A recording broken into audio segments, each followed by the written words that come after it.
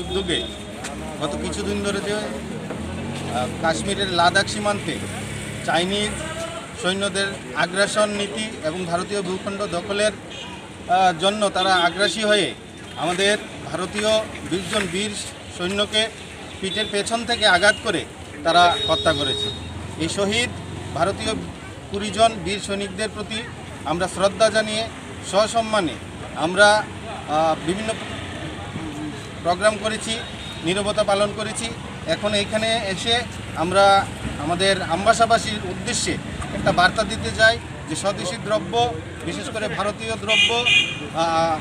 গ্রহণ করুন, আত্মনির্ভর ভারত হতে সবাই সহযোগিতা করুন এবং চাইনিজ দ্রব্য বর্জন করুন। প্রতীক হিসাবে আমরা চাইনিজ কিছু মোবাইল এবং টিভি এখানে ভেঙে একটা বার্তা দিতে চেয়েছি যে চাইনিজ দ্রব্য আমরা ক্রয় করব না, আত্মনির্ভর ভারতের জন্য আমরা স্বদেশি দ্রব্য, বিশেষ করে ভারতীয় দ্রব্য ব্যবহার করব এবং কঠোর নিন্দা জানাই যে পিঠের পিছন থেকে আঘাত করে ভারতীয় 20 জন বীর সৈনিকদের তারা শহীদ করেছে।